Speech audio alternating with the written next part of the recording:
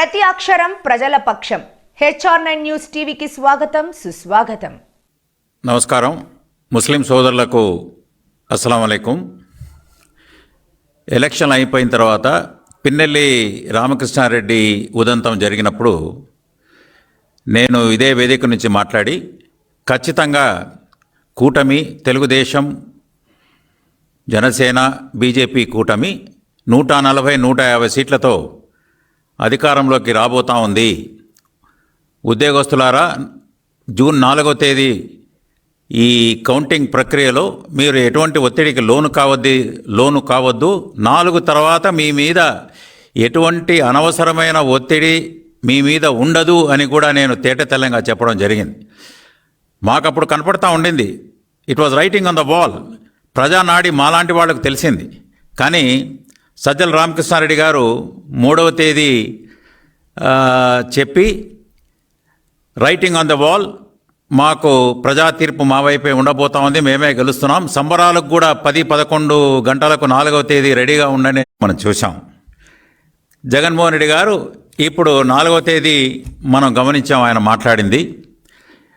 ఎంతో బేలగా, ఎంతో ఇదిగా ప్రజా తీర్పును ఆమోదించే పరిస్థితిలో ఆయనకు మనసు ఒప్పక, ఆయన ఏం జరిగిందో తెలియదు, అనుమానాలు ఉన్నాయి, ఆధారాలు లేవు. ఇదే 2019లో కూడా కొందరు ఆయనకు ఈ ఈవీఎం చెప్పకనే చెప్పారు ఆయన జగన్మోహన్ రెడ్డి గారు. ఈవీఎంల మీద అడిగినప్పుడు కనపడుతుంది కదా, 2019లో ఆయన చెప్పింది, ఎవరికి ఓటు వేశారో మనకు తెలుస్తుంది కదా, సైకిల్కు వేస్తే సైకిల్కు, ఫ్యాన్కు వేస్తే ఫ్యాన్కు కనపడుతుంది కదా, ఇందులో అనుమానం ఏముంది అన్నారు. ఇప్పుడు ఆయన అదే జగన్మోహన్ రెడ్డి గారు పెద్దలు, అనుమానాలు, ఆధారాలు అనే పద్ధతి వాడడం, ప్రజా తీర్పును అపహాస్యం చేసే విధంగా మాట్లాడడం. అయ్యా, మీరు 17 లక్షల శాంపుల్స్ తీశానన్నారు, మీకు ప్రజానాడి ఎలా తెలుస్తుంది? ఐప్యాక్లతో, తర్వాత ఆరా మస్తాన్ లాంటి వాళ్ళ సర్వేలతో మీరు చేస్తే మీకు ఎలా ప్రజానాడి ఎలా తెలుస్తుంది? తర్వాత ఈవీఎంల మీద అనుమానం వ్యక్తం చేశారు. అది మనం చూస్తే ఈసారి నేషనల్ లెవెల్లో ఈ ఆరా మస్తాన్ లాగానే చాలామంది బీజేపీకి స్పష్టమైన 300 అని ఒకరు, 350 అని ఒకరు, 400 అని ఒకరు చెప్పారు. కానీ 240 బీజేపీకి రావడం, మ్యాజిక్ ఫిగర్ 273 కంటే వాళ్ళకు తక్కువ రావడం కూడా మనం చూసాం. అది రామ మందిరం ఉన్న చోట ఫైజాబాద్ కాన్స్టిట్యున్సీలోనే బీజేపీ ఓడిపోవడం మనం చూసాం. సీతాపూర్ అని పక్కనే సీతమ్మ వారి సన్నిధానంలో కూడా ఆ కాన్స్టిట్యున్సీ పార్లమెంట్లో ఓడిపోవడం మనం చూసాం. కాబట్టి ఇది స్పష్టంగా ఇది ఈవీఎంలు మీద ప్రజలకు కూడా ఎటువంటి అనుమానాలు కానీ లేవు. మీకు ఉండొచ్చు కాక 17 లక్షల శాంపుల్స్ ఇక ఐప్యాక్ వాళ్ళు, ఆరా మస్తాన్ లాంటి వాళ్ళు తీస్తే మీకు అనుమానాలు రావచ్చు. కానీ నేను ఒక సర్వే చూశాను, కేకే అనే ఒక ఆయన క్లియర్గా ఒక విశ్లేషణతో సహా, మీరు దయచేసి జగన్మోహన్ రెడ్డి గారు వాళ్ళ టీము ఎవరైతే చుట్టూ ఉన్నారో అది చాలా చక్కగా, ఆయన కేకే ఎవరో నాకు కూడా తెలియదు, కానీ ఆయన కేవలం మీకు 14 సీట్ల కంటే నేను ఎక్కువ ఇవ్వడానికి తయారుగా లేను వైఎస్ఆర్ కాంగ్రెస్ పార్టీకి అని స్పష్టంగా చెప్పాడు ఆయన.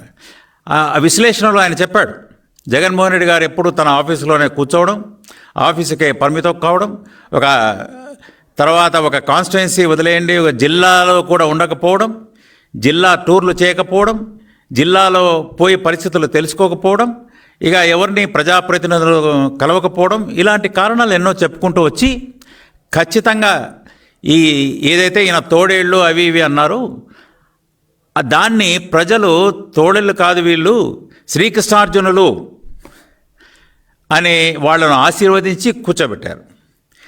ఇప్పుడు ఇంకా అసలు నిన్ననే మంచి ఏవైతే వాగ్దానాలు చేశారో చంద్రబాబు నాయుడు గారు, అది మెగా డిఎస్సి కానివ్వండి, మిగతా టైటిలింగ్ యాక్ట్ రద్దు చేయడం గురించి కానివ్వండి, తర్వాత ఇవన్నీ ఆయన సంతకాలు చేస్తే ఇది ఆయనకు అప్పుడే ఒక శిశుపాలుడి పాలన అనే విధంగా ఆయన మాట్లాడడం, ఇది ప్రజా తీర్పును అపహాస్యం చేస్తూ మాట్లాడడం అది తగదు.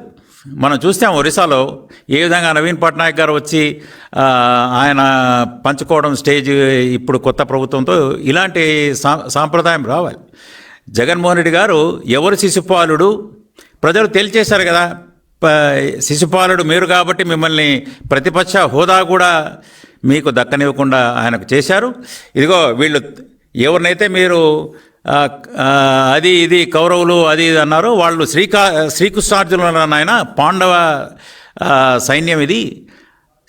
చంద్రబాబు నాయుడు, పవన్ కళ్యాణ్లు ముఖ్యమంత్రి ఉప ముఖ్యమంత్రి హోదాలో ప్రజలు కూర్చోబెట్టారు. ఈ తీర్పును మీరు గౌరవించాలి. అంతేగాని ఇంకా ఈవీఎంల మీద చర్చ జరగాలి, తర్వాత ప్రజా తీర్పును ఏమైందో తెలియదు అని ఒకవైపు చెప్తూనే పర్వాలేదు మనకు 40% ఓట్లు వచ్చినాయి అని మళ్ళీ పరస్పర వైరుధ్యమైన ప్రకటనలు ఆయన చేయడం మనం చూస్తున్నాం. సరే, అది కొంచెం బ్యాలెన్స్ తప్పిపోయినట్టు ఖచ్చితంగా కనపడతా ఉంది. ఏది ఏమైనా మీరు ఒకటైతే వాస్తవం, ఇప్పటికీ జగన్మోహన్ రెడ్డి గారు తమ ఎంపీలతో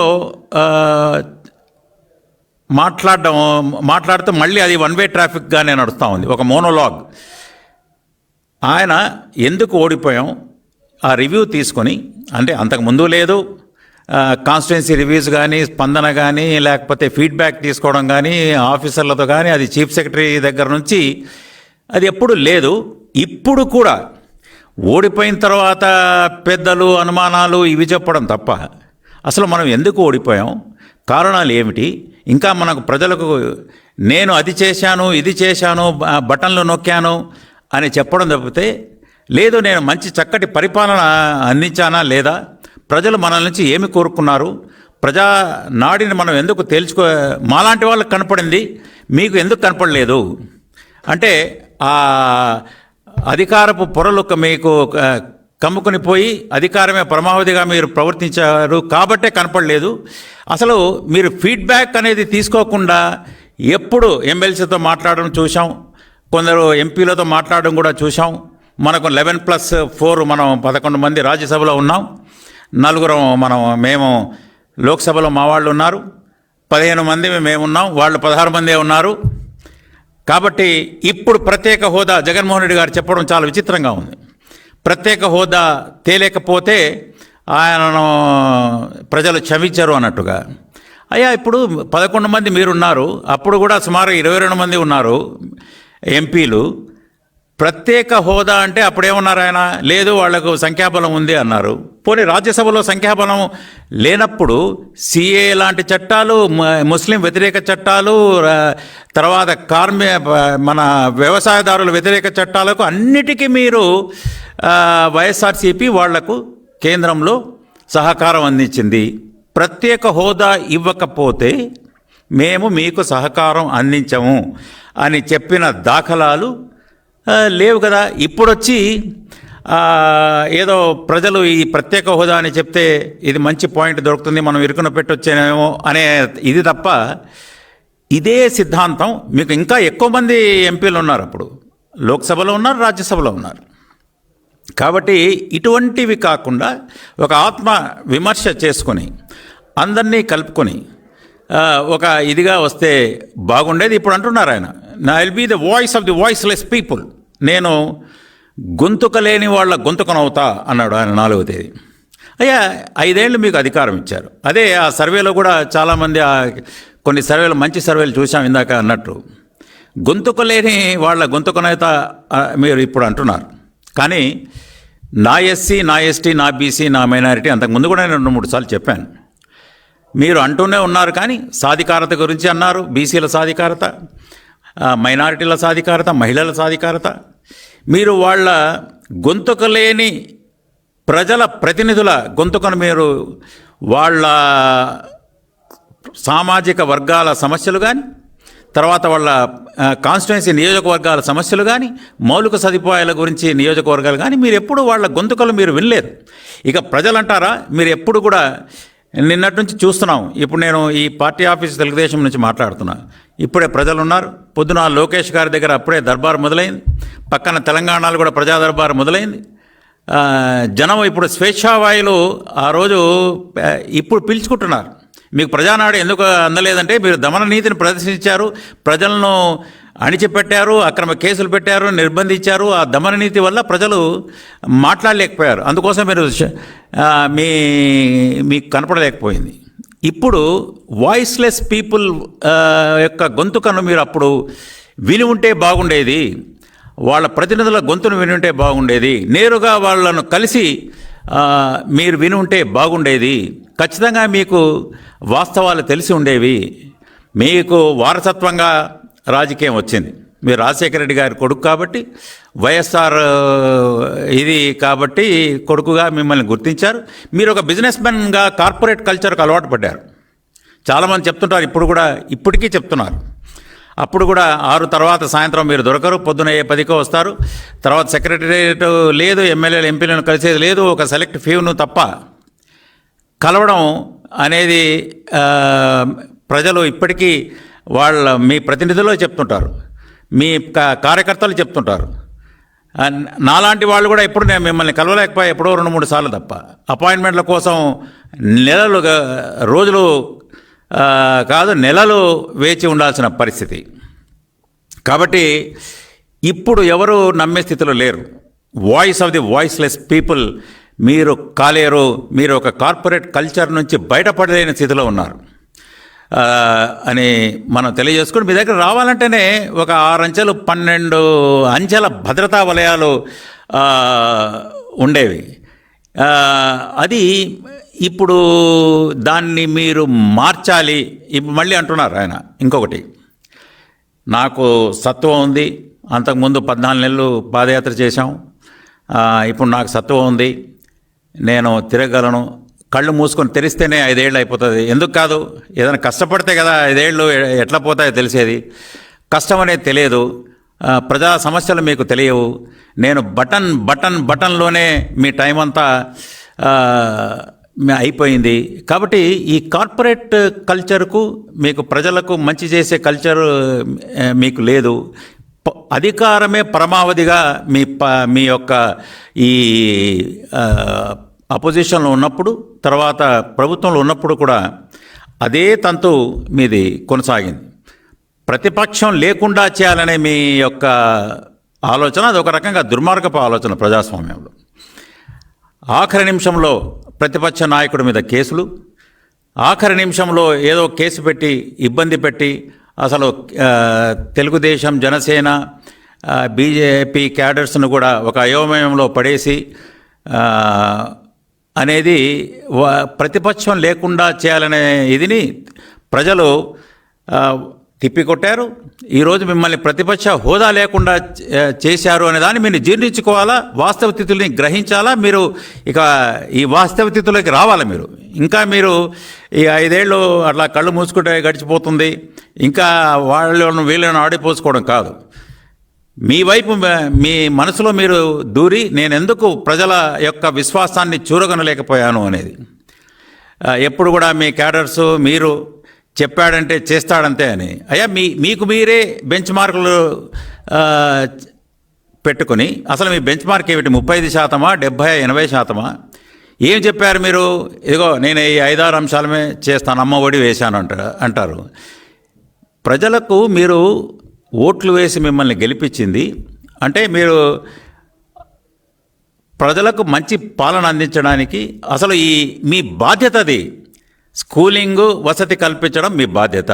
ప్రజలకు సౌకర్యాలు, మెరుగైన ఆసుపత్రి సౌకర్యాలు కల్పించడం మీ బాధ్యత. వ్యవసాయదారులను ఆదుకోవడం మీ బాధ్యత. అనేమంటాడు జగన్మోహన్ రెడ్డి గారు, ఒక 5-6 అంశాలు చెప్పి నేను అమ్మ ఒడి ఇచ్చా, అమ్మ ఒడిలో మీరేమి నాకు విశ్వసనీయత ఉంది అన్నాడు. మీరు ఖచ్చితంగా నేను చెప్తున్నా, ఒక ముస్లింలకు మాత్రమే వాళ్ళ అంశాలు తీసుకుని కొన్ని చెప్పదలుచుకున్నా. ముస్లింలకు కృతజ్ఞతలు కూడా చెప్తున్నా. ఏ వర్గం కూడా మిమ్మల్ని నమ్మలేదు. మైనారిటీలు నమ్ముతారేమో, బీజేపీతో పొత్తు పెట్టుకున్నందుకు నన్ను నమ్ముతారేమో అనుకున్నాడు ఆయన. కానీ ఎందుకు నమ్మలేదంటే ఆయన మాటల్లోనే ఇదిగో దుల్హన్ పథకం మీకు 1,00,000 రూపాయలు ఇస్తానన్నాడు ఆయన.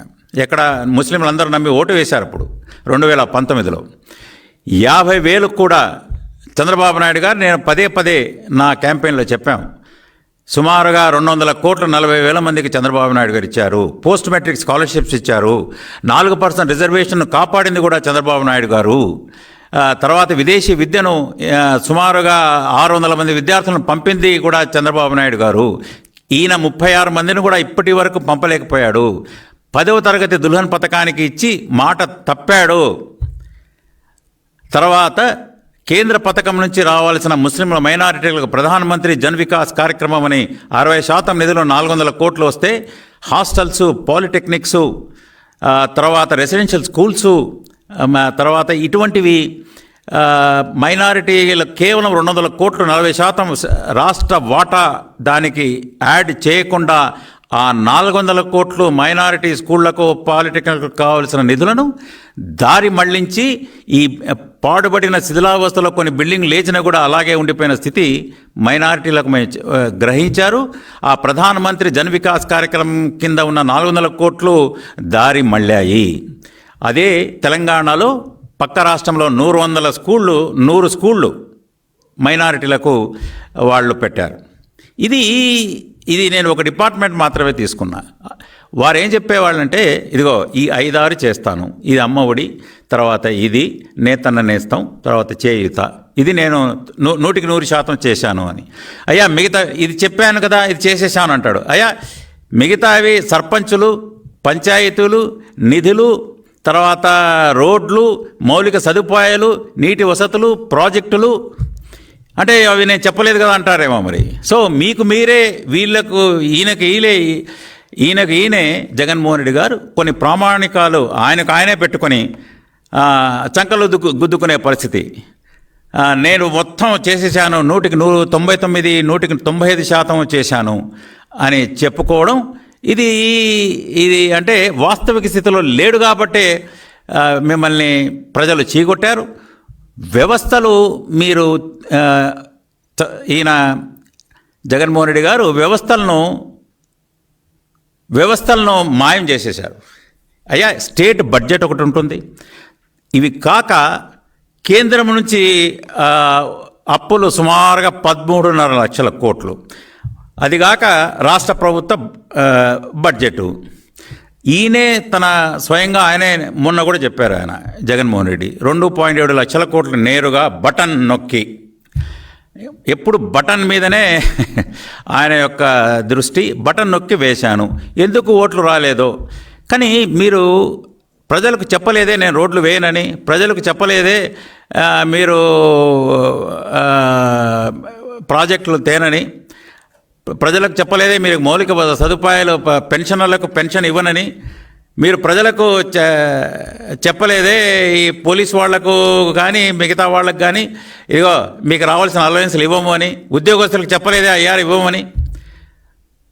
ఇట్లా ప్రతి రంగానికి మీరు అయ్యా ఇది చేస్తారనుకున్నారు కానీ ప్రజలు అసలు మొత్తం ఎగ్గొట్టి ఏదో బటన్లు నొక్కి మీరు ప్రజలకు చెప్పలేదే శాండ్ నేను మళ్ళీ దాన్ని ఏదో రీటెండరింగ్ చేసి ఇది చేస్తానని.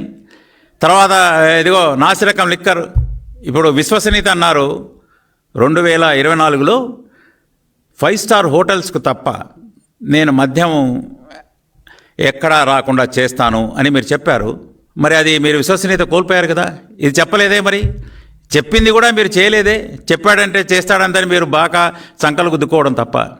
సో ఎందుకు మీకు ప్రజలు ఆదరించలేదు అనేది మీరు తెలుసుకొని, సో ఇది మీరు ఖచ్చితంగా గమనించాలి. ఇప్పుడు ఎమ్మెల్సీలలో మాకు బలం ఉంది కాబట్టి మీరు బాగా పోరాడండి, అన్ని చట్టాలు మంచివి కూడా చెడ్డవి అడ్డుకోండి అనే విధంగా చెప్పడం జరిగింది. దాండే నేను కూడా అప్పుడు ఎమ్మెల్సీగా ఉన్నా. అప్పుడు లేదు ఇది అనవసరం, దుబారా ఖర్చు, అది ఇది తీసేస్తేనే బెటర్ అని మీరు రాజ్యసభకు కూడా అసెంబ్లీలో పాస్ చేసి, తర్వాత మీకు సంఖ్యాబలం పెరిగే కొలది మళ్ళీ ఉండాలన్నారు. కానీ అది ఇంకా రాజ్యసభకు పోయినట్లేదు. మొదట పంపిందే ఈ ఎమ్మెల్సీల సభను, అప్పర్ హౌస్ని, లెజిస్లేచర్ను, కౌన్సిల్ను రద్దు చేయమనేదే ఇప్పటికే ఉంది అక్కడ. కాబట్టి ఈ నాయకులు కూడా ఇప్పటికి చెప్తున్నారు చాలామంది నాయకులు మాతో, అయ్యా ఏమిటి ఆయన ముందులాగానే తనకు తానే తన గ్రాఫ్ బాగుంది మా గ్రాఫ్ బాగలేదు అని ఎప్పుడు చెప్పేవాడు, అసలు ఆ ప్రామాణికమే ఏమిటో మాకు తెలిసేది కాదు. ఇప్పుడు అదే పద్ధతి ఇప్పుడు కొనసాగుతూ ఉంది. అసలు ఆయన తనకు తాను ఆత్మవిమర్శ ఎప్పుడు చేసుకోవట్లేదు. ఇప్పుడు ఏ విధంగా ఈ కేసులు కూడా రాబోతున్నాయి. జగన్మోహన్ రెడ్డి గారు 10 సంవత్సరాలుగా బెయిల్లో ఉన్నారు. వాళ్ళ నాయకుల యొక్క వాళ్ళ సీరియస్ కన్సర్న్స్ ఉన్నాయి. వాళ్ళు ఆలోచిస్తున్నారు ఈ పార్టీ మనుగడ ఉంటుందా. ప్రతి వారం ఆయన ఇంకా కోర్టుకు హాజరు కావాల్సిన పరిస్థితులు ఉన్నాయి. గోడ మీద రాత అని సజ్జల గారు అన్నారు.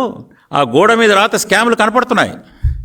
ఒక్కొక్క స్కామ్ మైన్స్లో రాయల్టీల స్కాము నేను కూడా చూశాను. మొన్న అనంతపూర్లో ఏదో రాయల్టీ వసూలు చేయాలని ఎవరు ప్రసాద్ రెడ్డి అట. తర్వాత నిన్న కూడా చూసాం రోజా గారు, ఈ తర్వాత Sai sports authority of India వాళ్ళు ఆడుదాం ఆంధ్ర కార్యక్రమంలో కొనుగోలు కార్యక్రమంలో అవి స్కాములు, తర్వాత ఈ లిక్కర్ స్కాములు అసలు కనపడుతున్నాయి. ఏ విధంగా క్యాష్ డీలింగ్స్ ఇన్ లిక్కర్, ప్రభుత్వ సంస్థల నుంచి ప్రైవేట్ వాళ్ళు వచ్చి క్యాష్ తీసుకుపోవడం ఒకటే. అంటే పైకేమో మనసా వాచా కర్మణాలు లేదు. నిన్ను వలె నీ పొరుగు వారిని ప్రేమించమని ఈయన ఒక పవిత్ర బైబిల్లోని అంశాన్ని జగన్మోహన్ రెడ్డి గారు మర్చిపోయారు.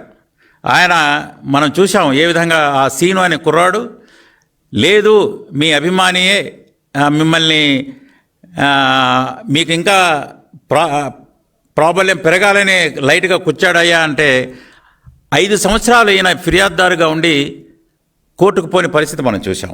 వాళ్ళ అమ్మ పాపం దీనురాలైన తల్లి ప్రతి గడపకు ప్రతి చోటికి పోయి ఆమె అడిగింది నా కొడుకు బెయిల్ ఇప్పించండి అని. మర్డర్ కేసులో ఉన్నవాళ్ళు 3 సంవత్సరాలకు బెయిల్ వచ్చారు, 3 నెలల బెయిల్లో వస్తారు. ఈయన 5 సంవత్సరాలు కూడా పాపం మొన్న వచ్చాడు కుర్రాడు. ఎవరో కొందరు స్వచ్ఛందంగా సహాయం చేసి పాపం ఆయన బయటికి రావడం జరిగింది. డాక్టర్ సుధాకర్ మనం చూసాం. సరే ముస్లిమ్స్లో మనం చూసాం ఎంతోమంది. తోట చంద్రయ్య పాపం ఆయన చనిపోయాడు. జై జగన్ అనమంటే లేదు జై చంద్రబాబు నాయుడు గారని అంటూ చనిపోయాడు ఆయన. తర్వాత ఎంతోమంది ముస్లిం కుటుంబాలను పల్నాడులో ఓటు వేయలేదని ఇప్పటికీ వాళ్ళు అంటున్నారు దొంగ అన్నట్లుగా. ఇప్పటికీ ఎలక్షన్లు అయిన తర్వాత కూడా మర్డర్లు,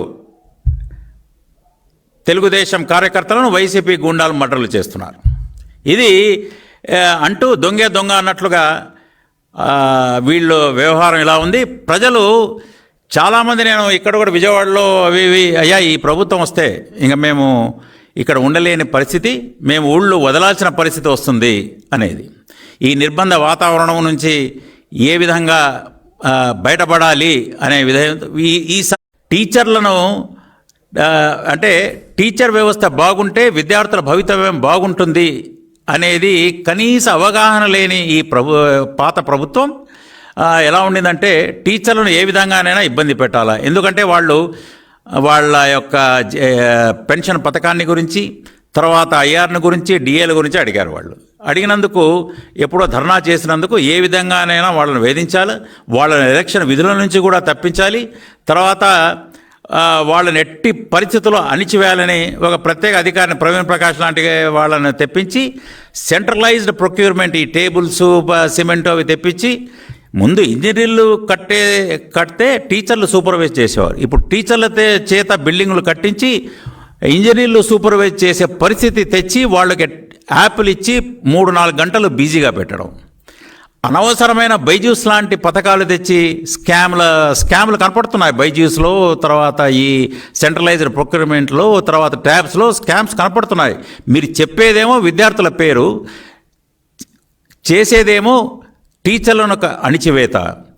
కానిస్టేబుల్ వ్యవస్థ బాగుంటేనే, పోలీస్ వ్యవస్థ బాగుంటేనే, వాళ్ళకు రావాల్సిన అలవెన్సెస్ ఇస్తేనే శాంతి భద్రతలు బాగుంటాయనే కనీస అవగాహన లేని గత ప్రభుత్వం జగన్మోహన్ రెడ్డి గారి ప్రభుత్వం. కాబట్టి వ్యవస్థలు మటుమాయం, డిపార్ట్మెంట్లు అసలు లేని పరిస్థితి. మైనార్టీ డిపార్ట్మెంటే నేను చెప్తున్నాను. కార్పొరేషన్లు, మైనార్టీ ఫైనాన్స్ కార్పొరేషన్ లేదు, తర్వాత ఉర్దూ అకాడమీ లేదు, క్రిస్టియన్ కార్పొరేషన్ లేదు, మీకు వక్ఫ్ డిపార్ట్మెంట్ లేదు, కార్పొరేషన్ల నిధులు, తర్వాత డిపార్ట్మెంట్ల నిధులు, డిపార్ట్మెంట్ల బడ్జెట్లు, సప్లాన్ నిధులు ఇవన్నీ దారి మళ్లించి కేవలం బటన్ అనే విధిగా చెప్పి, తర్వాత స్టేట్ గవర్నమెంట్ యొక్క బడ్జెట్ నిధులు, సెంట్రల్ గవర్నమెంట్ నుంచి తీసుకున్న అప్పులు ఇవన్నీ కేవలం 2.74 లక్షల కోట్లే ప్రజలకు అందితే ఇంకా 10-12 లక్షల కోట్లు అప్పు తెచ్చినవి స్టేట్ బడ్జెట్వి ఎక్కడికి వెళ్ళాయి అనేది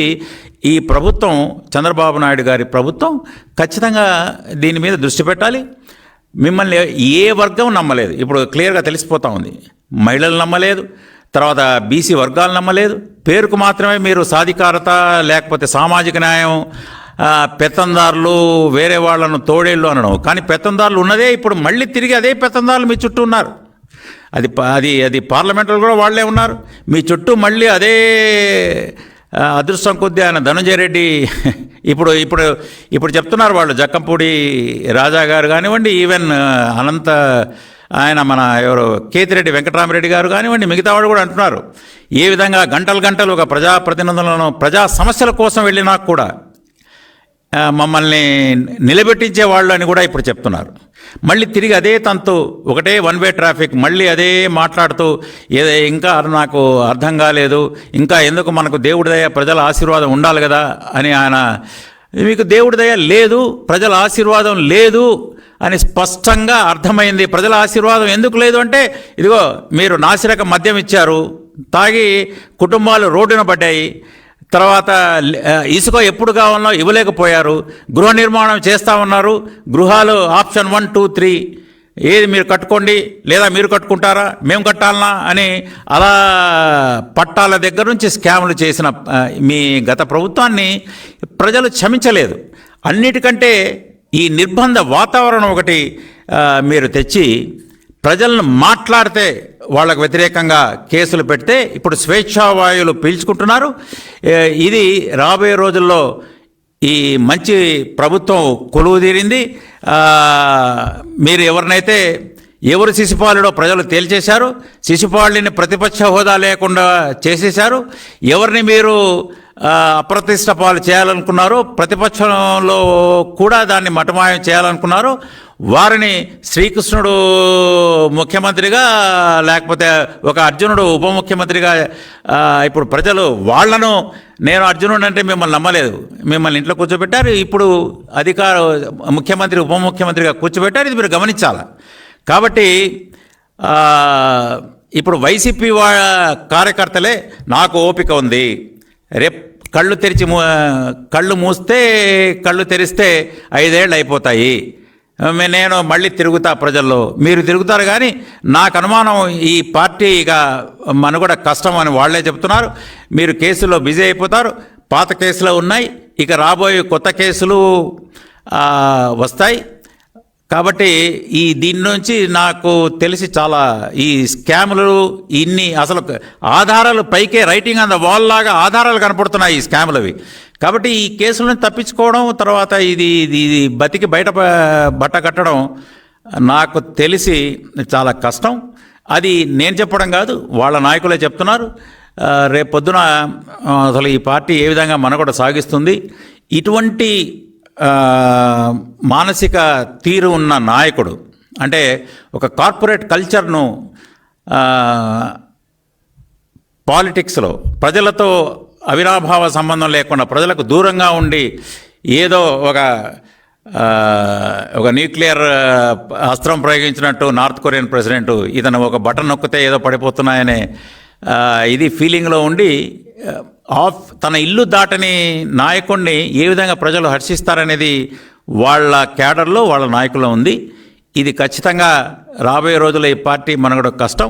ఇప్పటికైనా మంచి సాంప్రదాయం ఆయన జగన్మోహన్ రెడ్డి గారు నేర్చుకొని, సరే ప్రతిపక్ష హోదా లేదు కానీ మీరు అన్నీ కోల్పోయారు, ఇక మంచి నాయకులను కోల్పోయారు, మంచి వాళ్ళని కోల్పోయారు. ఇప్పటికైనా మీరు తెలుసుకొని ప్రజా తీర్పునకు శిరసావహించి గౌరవించి ఒక నిర్మాణాత్మకమైన ఒక పార్టీగా మీరు వ్యవహరించాలని, నాయకుడిగా వ్యవహరించాలని వారిని కోరుతున్నా. నమస్కారం.